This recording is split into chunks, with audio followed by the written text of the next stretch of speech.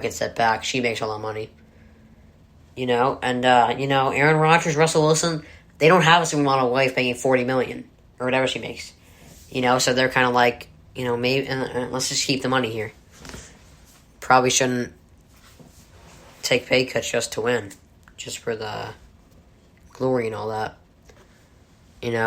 So I just think.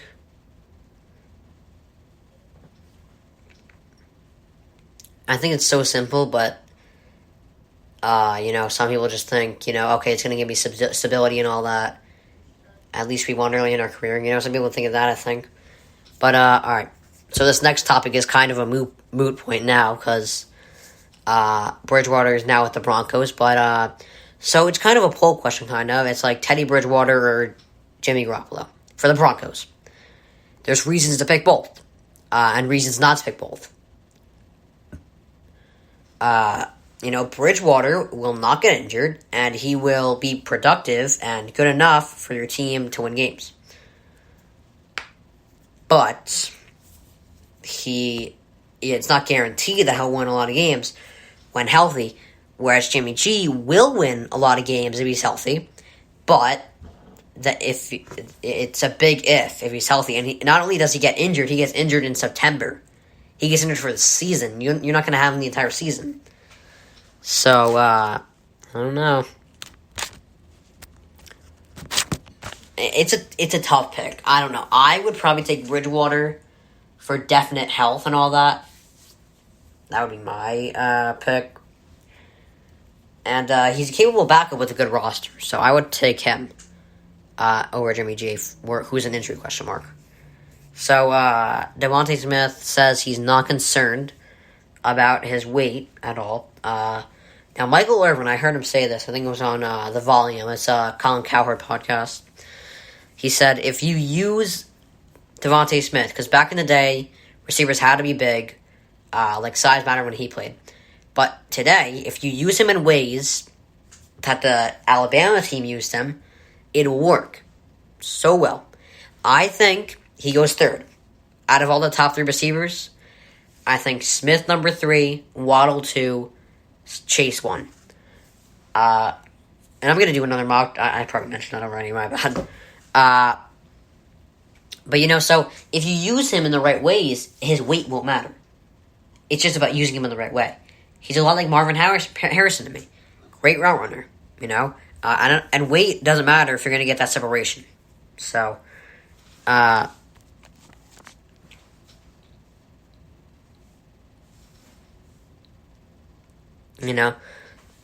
some people might say he's better than Waddle, and I don't dispute that at all. So it's, I don't know.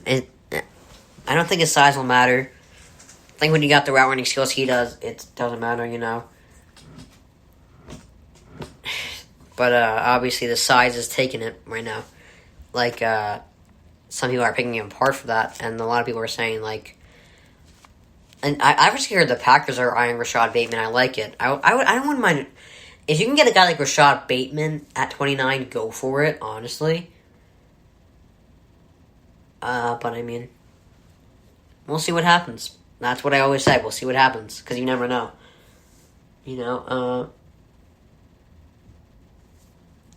Never know the true answer. So, Kyle Pitts, who has been talking to a lot of the teams in the top 10, believes the first 4 picks will be quarterbacks, meaning the Falcons are either going to take a quarterback or the team they're trading with will take a quarterback. I'm not ruling out Pitts falling, by the way. I'm not. He's a once-in-a-generation talent, but this is the same thing with Aaron Rodgers. It was either Rodgers or Alex Smith. It was one of those two. And then, if Rodgers was picked number 1 in the Niners, Smith would have fallen to, the Packers. Because it was, the number 1 pick, the Niners needed a quarterback, and then everyone after them did not need a quarterback. So that's why Rodgers dropped. Pitts, and Rodgers was a great talent still in college. Problem is, no one knew California or anything. No one knew Cal or really who Aaron was. So they figured, all right, let's take Alex Smith, the Niners, and then everyone else was like, yeah, we don't need the quarterback, so we're good. But I don't think Matt Ryan's the issue.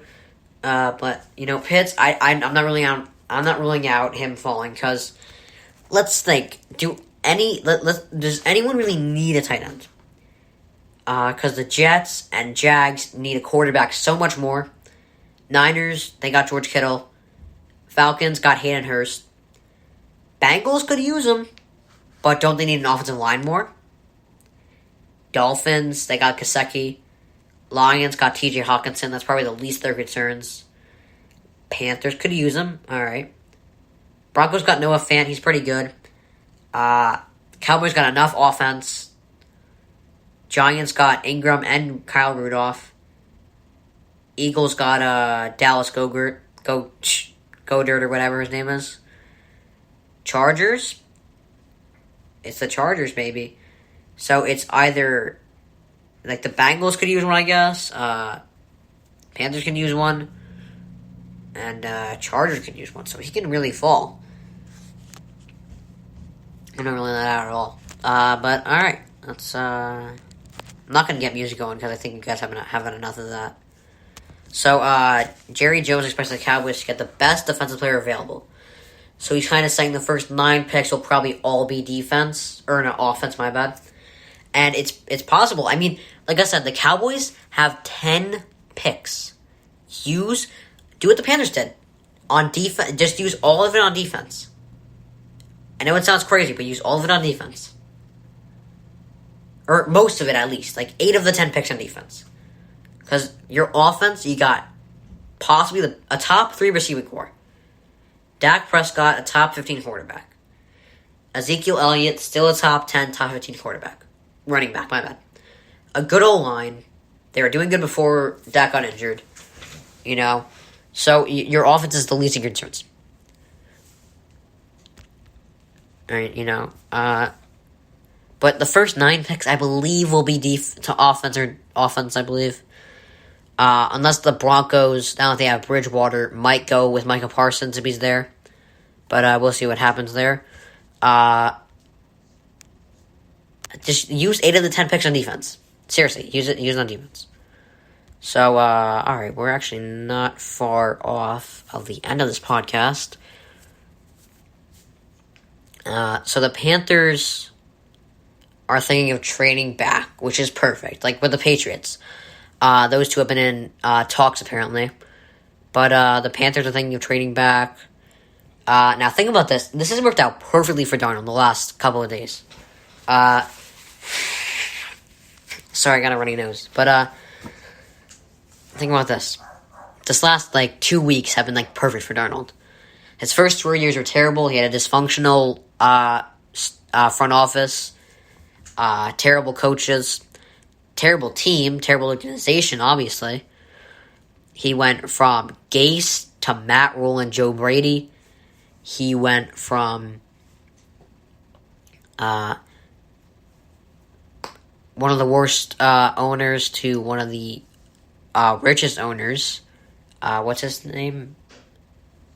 I forgot his name, damn it. But that's fine. But he gets a better owner, a better coaching staff, better receiving core. He gets reunited with Robbie Anderson. So I mean, he goes from incompetent to fairly competent. And now they're trading back, so they clearly trust him. Not only did they trade back, they traded Bridgewater. They are showing they seriously trust Sam Darnold. So it's really working out perfectly for Darnold. Now that he is with simply a better team. But they trust him more than I even thought they would, honestly. I figured I wouldn't have been shocked if they kept Bridgewater. Just in case Darnold was ever having a rough go. Or ever got injured, I wouldn't have been shocked, but they clearly trust him a lot. Alright, so Kyler Murray doesn't know if he has influence on the Cardinals draft. Now, there's always influence. Like, if he's talking to any of them, there's going to be... Whenever you talk to someone, you're going to have some sort of influence. like if a general manager were to listen to this podcast, like if John Lynch were to listen to this podcast, and he heard me say Trey Lance is better than Mac Jones, which I do believe, he might not go ahead and pick Trey Lance, but there would be some influence on him. He'd be like, you know what, maybe he's right. Because honestly, when it comes to podcasts, if you give a solid reasoning, people will buy into it. And, there's always influence when you're talking to someone. And so, like, if Murray gives him any advice, there's going to be some sort of influence. He might not be the decision maker, but there's going to be some sort of influence with him. So, the Nets locked up their playoff spot. First in the East to do it. Now, I mean, even if they get the 1 seed, I think the Sixers are built to beat them. I seriously do. I think the Sixers are built to beat them. Because think about this. They're struggling against Andre Drummond with the Lakers. And there's no LeBron or AD. So, the Lakers have 2 big men. And that's clearly what the Nets struggle with. Because they have 3 of the best... They have 2 of the best guards in the league.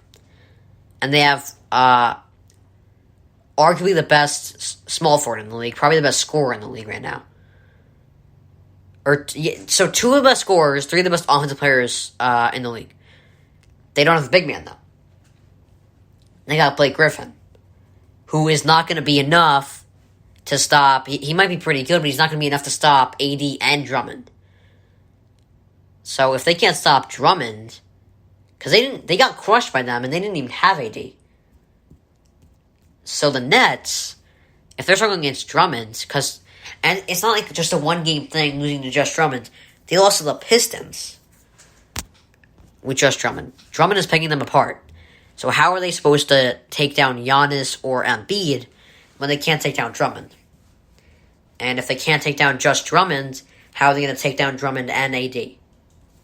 Along with LeBron facilitating the game. It's. I'm not ruling it out for them. I'm not counting them out.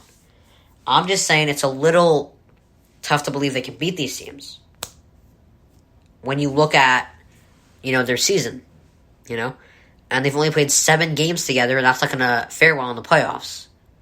It didn't do well for the... You might win the first round series. Like, who's the 8 seed? Seriously, who's the 8 seed? You're gonna sweep the first round. It's not that hard. It's not rocket science. You're gonna sweep the first round. Who is it? The Hornets? You're gonna sweep them.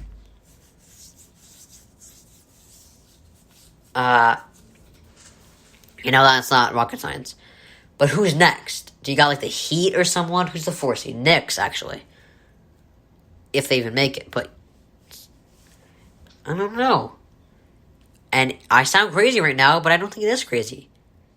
You're going to run into a situation where experience matters, and that's going to be the one that screws you in the end. You got to have... Teams got to be complete if you want to ensure winning a championship. So, I don't know. I don't know. The Nets, like I said, they could have... I don't know. You never know this stuff. You never know. But I don't like the Nets right now. I don't like the situation they're in. They're not playing together. They're only 7 games. I'm kind of just wrapping this up, like my the big picture view in this.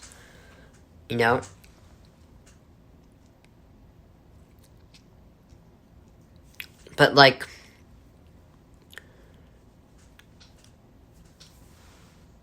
you're only playing 7 games. You're not playing together, and you're what is it? You don't have a big man to stop Embiid, or Drummond, or AD. So how are you going to win the finals? I don't know. Tough to believe. So the Cowboys draft situation is pretty simple. Focus on defense. I think it's pretty simple there. If you don't focus on defense, you're going to have a rough go next year, despite how good your offense is. So get 8 of those 10 picks on defense. You'll be in a great spot. Patrick Surtain, J.C. Horn, any of those guys.